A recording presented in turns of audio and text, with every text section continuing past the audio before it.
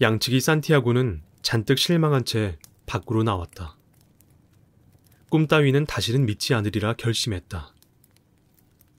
해야 할 많은 일들이 머릿속에 떠올랐다. 우선 먹을 것을 구하러 식료품점에 들렀다. 책을 좀 더 두꺼운 책과 바꾸었고 새로 산 포도주를 맛보기 위해 광장으로 갔다. 날씨는 무척 더웠고 포도주는 이루 말할 수 없는 신비로운 맛으로 그를 시원하게 해주었다. 양들은 마을 입구, 새로 사귄 친구의 외양간에 있었다. 그는 이 마을에서 많은 친구를 사귀었다. 친구를 사귀는 일은 여행의 큰 즐거움이었다. 늘 새로운 친구들과의 새로운 만남. 하지만 그렇게 만난 친구들과 며칠씩 함께 지낼 필요는 없었다. 항상 똑같은 사람들하고만 있으면 산티아고가 신학교에 있을 때 그랬던 것처럼 그들은 우리 삶의 한 부분을 차지해버린다.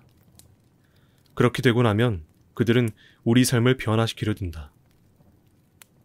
그리고 우리가 그들이 바라는 대로 바뀌지 않으면 불만스러워한다. 사람들에겐 인생에 대한 나름의 분명한 기준들이 있기 때문이다. 하지만 정작 자기 자신의 인생을 어떻게 살아가야 하는지 알고 있는 사람은 아무도 없다. 그것은 현실로 끌어낼 방법이 없는 꿈속의 여인 같은 것이니 말이다. 산티아고는 해가 수그러들기를 기다려 양들을 초원으로 끌고 가기로 했다. 이제 사흘 후면 가게 주인의 딸을 만나게 될 것이었다. 그는 타리파의 신부로부터 구한 책을 읽기 시작했다. 첫 페이지부터 시체를 파묻는 이야기가 나오는 두꺼운 책이었다. 등장인물들 이름도 너무 복잡했다. 언젠가 자신이 책을 쓰게 되면 독자들이 이름을 한꺼번에 기억하지 않아도 되도록 등장인물들을 하나하나 차례로 소개해야겠다고 생각했다. 독서에 열중하고 있을 때 한 노인이 옆에 앉더니 말을 걸어왔다. 저 사람들은 뭘 하고 있는 겐가? 노인은 광장에 있는 사람들을 가리키며 물었다. 자기 일들을 하고 있겠죠. 산티아고는 무뚝뚝하게 대답하며 독서에 빠져있는 것처럼 보이려고 했다. 사실 그때 그는 자신이 가게 주인의 딸 앞에서 양털을 깎는 모습, 그리고 그걸 보고 감탄하는 그녀의 모습을 상상하고 있었다. 수도 없이 상상해본 광경이었다. 양털은 뒤에서 앞으로 깎아야 한다고 설명하자 소녀의 표정에는 경이로움이 가득했다. 양털을 깎는 동안 그녀에게 들려줄 재미있는 이야기들도 몇 가지 따로 기억해 두었다. 대부분 책에서 읽은 이야기지만 직접 겪은 일인 것처럼 이야기할 작정이었다. 그녀는 책을 읽을 줄 모르니까 절대로 알아차리지 못할 것이다. 그러나 노인은 끈질겼다. 지치고 목이 마르다며 포도주를 한 모금 달라고 했다. 산티아고는 포도주병을 내밀었다. 그러면 좀 조용해질까 싶어서였다. 그러나 노인은 이야기에 굶주려 있는 듯 했다. 이번에는 읽고 있는 책이 무엇인지 물었다. 산티아고는 예의에 어긋나더라도 자리를 옮겨버릴까 생각했다. 하지만 나이 든 사람에게는 항상 예의를 갖추어야 한다는 아버지의 가르침이 생각났다. 그는 노인에게 책을 건네주었다. 두 가지 이유에서였다. 우선 산티아고는 그 책의 제목을 어떻게 발음하는지 몰랐다. 그리고 노인이 글을 읽을 줄 모른다면 아예 자리를 옮겨 더 이상 귀찮게 하지 못하게 할 작정이었다.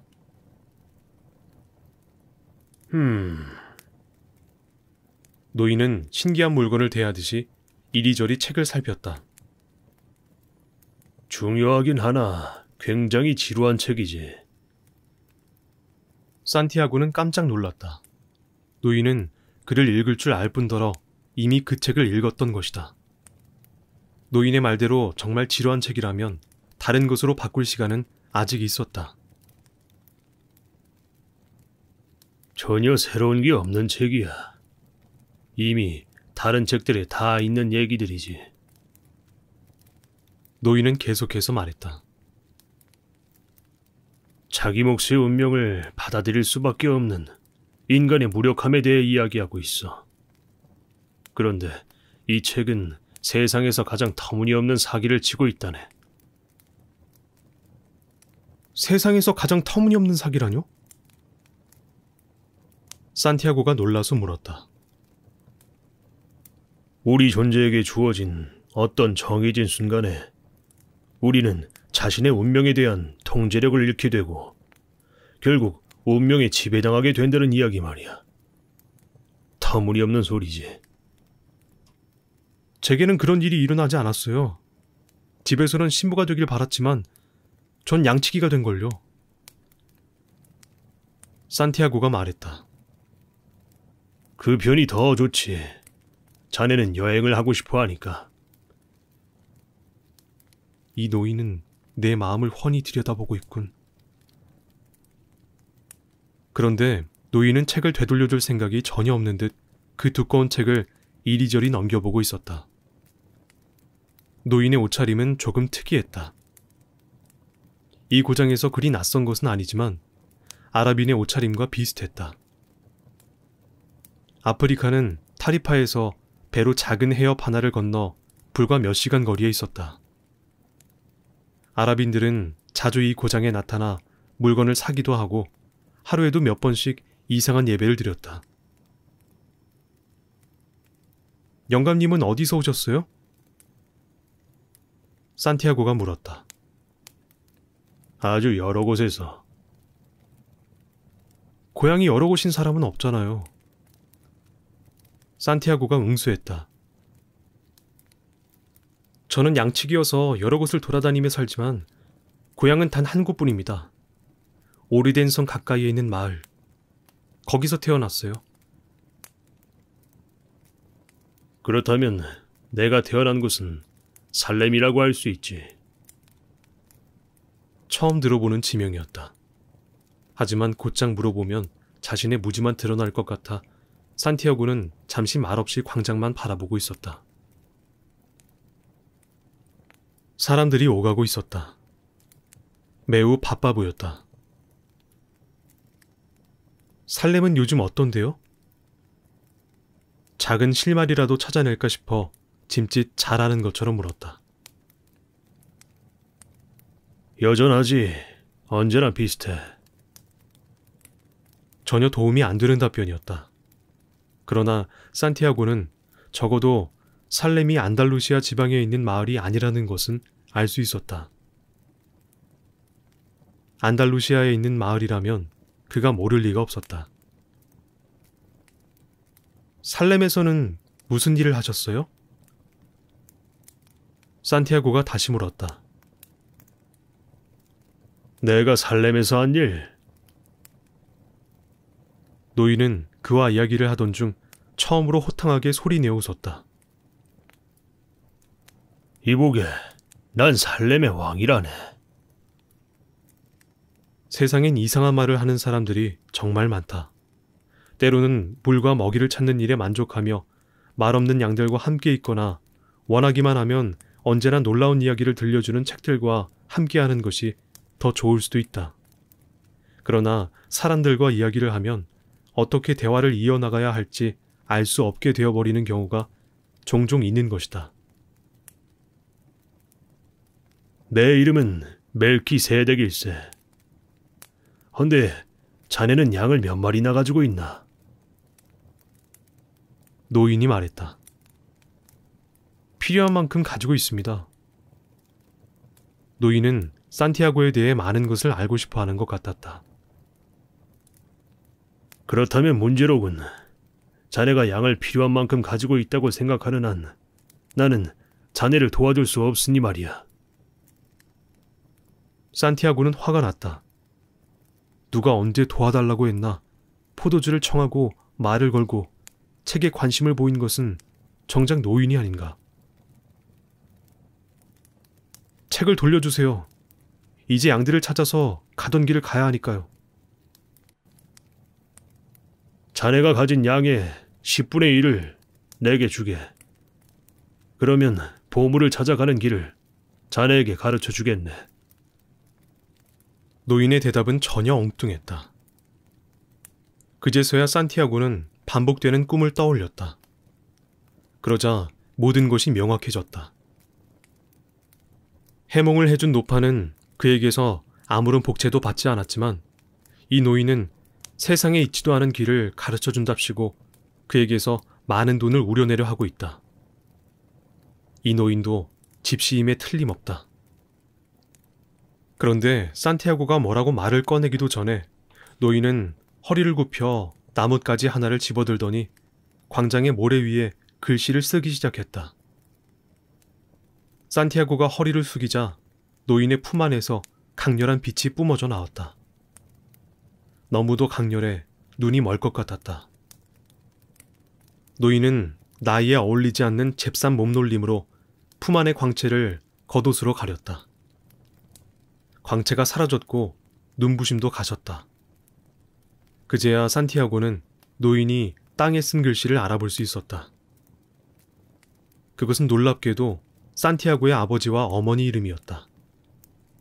그리고 어린 시절의 장난들, 신학교에서 보낸 추운 밤들 석권, 그가 살아온 날들이 거기 있었다. 노루 사냥을 하려고 아버지의 칼을 훔쳐낸 일이나 고독했던 첫 번째 성경험 같은 누구에게도 말할 수 없었던 기억들도 거기 광장의 모래 위로 떠올랐다. 나는 살렘의 왕일세. 노인이 말했다. 어째서 왕께서 양치기와 더불어 이야기하십니까? 너무도 놀라 당황하고 들뜬 기색을 숨기지 못한 채 산티아고가 물었다. 이유야 많지. 그러나 정작 중요한 것은 자네가 자아의 신화를 잃을 수 있게 되었다는 걸세. 산티아고는 자아의 신화가 무엇을 의미하는지 알 수 없었다. 그것은 자네가 항상 이루기를 소망해오던 바로 그것일세. 우리들 각자는 젊음의 초입에서 자신의 자아의 신화가 무엇인지 알게 되지. 그 시절에는 모든 것이 분명하고 모든 것이 가능해 보여. 그래서 젊은이들은 그 모두를 꿈꾸고 소망하기를 주저하지 않는다네. 하지만 시간이 지남에 따라 알 수 없는 어떤 힘이 그 신화의 실현이 불가능함을 깨닫게 해주지. 노인의 이야기는 젊은 양치기에게 그리 대단한 것처럼 느껴지지는 않았다. 그러나 그는 그 알 수 없는 어떤 힘이 무언지 알고 싶었다. 가게 주인의 딸에게 그 이야기를 해주면 아주 놀라워할 것이 틀림없었다. 그것은 나쁘게 느껴지는 기운이지. 하지만 사실은 바로 그 기운이 자아의 신화를 실현할 수 있도록 도와준다네. 자네의 정신과 의지를 단련시켜주지. 이 세상에는 위대한 진실이 하나 있어. 무언가를 온 마음을 다해 원한다면 반드시 그렇게 된다는 거야. 무언가를 바라는 마음은 곧 우주의 마음으로부터 비롯된 때문이지. 그리고 그것을 실현하는 게 이 땅에서 자네가 맡은 임무라네. 그저 떠돌아다니고 싶은 마음도 그런 것인가요? 양털가게 주인의 딸과 결혼하고 싶다는 마음도요?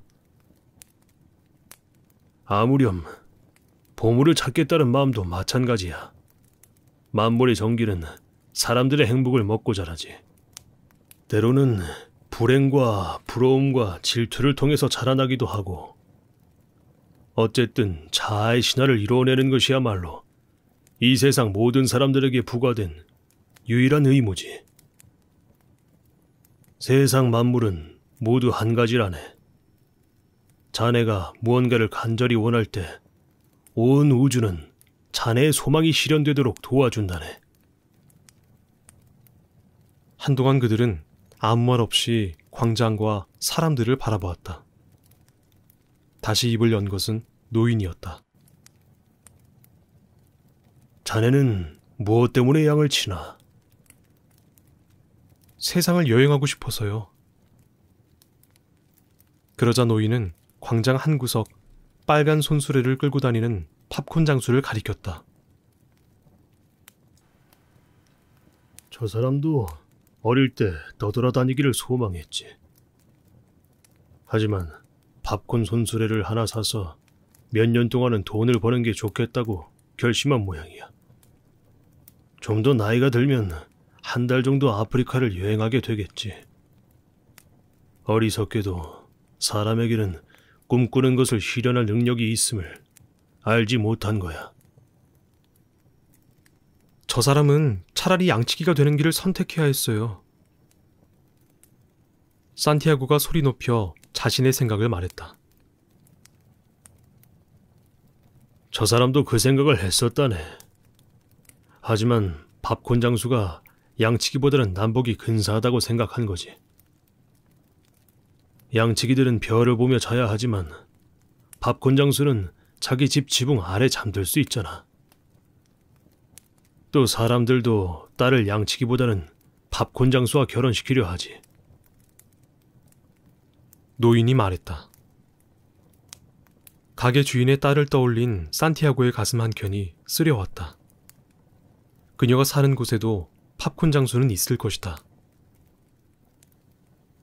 결국 자아의 신화보다는 남들이 팝콘 장수와 양치기에 대해 어떻게 생각하는지가 더 중요한 문제가 되어버린 거지. 노인은 책장을 넘기고는 아주 맛있게 한 페이지를 읽었다. 산티아고는 잠시 기다렸다가 노인에게 말을 걸었다. 처음에 책을 읽고 있는 그에게 노인이 말을 걸어왔던 것처럼. 왜 제게 그런 이야기를 하시는 거죠? 자네가 자아의 신화를 위해 살려고 하기 때문일세. 그런데 지금 자네는 포기하려 하고 있어. 영감님은 사람들이 그런 순간에 처해 있을 때면 항상 나타나시나요? 늘 이런 모습은 아니지만 안 나타난 적은 없지. 때로는 순간순간의 훌륭한 생각과 좋은 해결 방법으로 나타나기도 하지만 대개는 사람들이 중대한 순간에 처해 있을 때 그저 그 일들이 조금 수월해지도록 돕기만 한다네. 나는 이 일을 오랫동안 해왔지만 대부분의 사람들은 그걸 알지 못하지. 지난주에는 어떤 보석 채굴꾼에게 돌의 형상으로 나타났다고 했다. 그 채굴꾼은 에메랄드를 캐기 위해 자신의 모든 것을 버린 사람이었다. 에메랄드 하나를 캐기 위해 5년 동안 강가에서 99만 9,999개의 돌을 깨뜨렸다. 마침내 그는 포기하기로 마음먹었다. 그런데 그 순간은 그가 에메랄드를 캐기 위해 단지 돌 하나만 더 깨뜨리면 되는 그런 순간이기도 했다. 그는 자아의 신화, 그 중대한 기로에 서 있었다. 노인은 그의 삶에 개입하기로 했다. 노인은 한 개의 돌멩이로 변해서 채굴꾼의 발 앞으로 굴러갔다. 5년 동안의 보람없는 노동에 한껏 화가 나 있던 채굴꾼은 그 돌을 집어 멀리 던져버렸다. 그가 던진 돌은 날아가 다른 돌과 세게 부딪혔다. 그리고는 세상에서 가장 아름다운 에메랄드를 내보이며 깨어졌다. 사람들은 삶의 이유를 무척 빨리 배우는 것 같다. 아마도 그래서 그토록 빨리 포기하는지도 몰라. 그래, 그런 게 바로 세상이지. 노인이 씁쓸한 눈빛으로 말했다. 산티아고는 노인과의 대화가 감추어진 보물 이야기로 시작되었다는 사실을 기억해냈다. 보물들은 사나운 홍수로 파헤쳐졌다가 다시 홍수에 의해 땅속에 파묻혔다네. 만약 자네가 그 보물에 대해 더 알고 싶다면 내게 자네 양의 10분의 1을 주어야 할 걸세. 제가 찾게 될 보물의 10분의 1이 아니고요? 산티아고의 말에 노인은 실망한 것 같았다. 아직 손에 넣지도 못한 것을 두고 약속을 하겠다고. 그렇게 되면 반드시 찾아내겠다는 마음이 약해질 수밖에 없어. 산티아고는 꿈풀이 노파를 만나 찾게 될 보물의 10분의 1을 주겠다고 약속한 일을 이야기했다. 집시들은 교활하지. 노인이 한숨을 쉬며 말했다. 하지만 어떤 식으로든 인생의 모든 일에는 치러야 할 대가가 있다는 것을 배우는 건 좋은 일일세. 그건 바로 광명의 전사들이 가르치려고 노력하는 것이기도 하지. 이렇게 말하며 노인은 산티아고에게 책을 돌려주었다. 내일 이 시각에 자네 양의 10분의 1을 내게 가져오게. 난 자네에게 감추어진 보물을 찾는 방법을 알려주겠네. 그럼 잘 가게. 그리고 노인은 광장 한 모퉁이로 사라져 버렸다.